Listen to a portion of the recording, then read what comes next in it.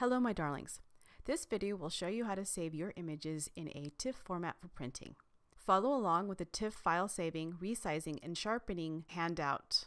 There will be a link to the handout below this video. Let's get started. Here we are in the Camera Raw window. After we fully edit our black and white image in Camera Raw, we need to save it in a Tiff file format in Photoshop. There are a few things we need to take care of before we open it up in Photoshop. First is the workflow options that can be found at the bottom of the screen. Where it says Gray Gamma 2.2, go ahead and click on that. The workflow options window should open. Two things we need to look at. One is the color space, and that should say Gray Gamma 2.2. If not, click on this little arrow and find Gray Gamma 2.2, which should be at the top of the list. Then we need to look at image sizing. Make sure that the image size box is unchecked and that it says default. Your size of your image will vary depending on your camera manufacturer. Once those two things are completed, click OK. Number 2 on the handout is Save Options. Click at the bottom left of the screen, Save Images. The things that you're going to want to look at this window is your file extension, that should be Tiff. Your format should be Tiff. Your color space should be Gray Gamma. So let's find Gray Gamma 2.2. And your image sizing, make sure that this box remains unchecked at default. Once that's complete, click Save. Number 3 is opening the image in Photoshop, and you can do that by clicking down at the bottom right hand side where it says Open Image, and now we're in Photoshop. Number 4 on the handout is resizing our images in Photoshop. So we need to go to the menu bar, select Images, Image Size, and the Image Size dialog box will open. Here we're going to want to make sure the largest dimension, whether it's height or width, for this particular image it's height. We're going to make sure that that says 10.5 and let the other dimension fall in its proportion.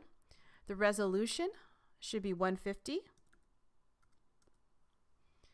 and the resample should be bicubic sharper, best for reduction.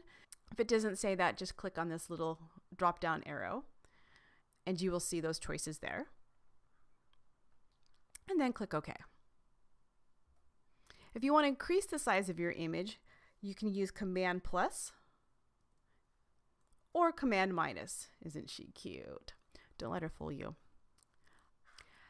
Number 5 on the handout is sharpening. So we will go back to the menu bar, go to Filter, Sharpen, and Smart Sharpen. You can use the hand tool to move around to find a really good place where there's some contrast. If you want to increase the detail, you can use the plus or the minus, and always using that hand tool to move around your image. So I want to just kind of look in her eye. There we go. Depending on your image, these are the guidelines for the amount of sharpenings you will do to your image. Amount, 75 to 125. Radius will be anywhere from 0.6 to 0.9.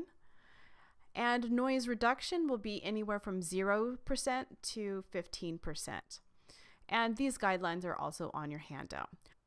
Also, you're going to want to remove the Gaussian blur right here. All right, once those are complete, you can click OK. Number 6 is the actual saving of your file. So go back up to the menu bar, go to File, Save As, and the Save As dialog box will open. First, you want to name your file here at the top. Last name, first initial, underscore A. Next, you're going to pick a location where to save your images. I say just save it to the desktop. And then you're going to choose a format, which you're going to want to choose Tiff. And it's there at the bottom for you. Click Save. And then you're going to want to double check that the bit order is Macintosh.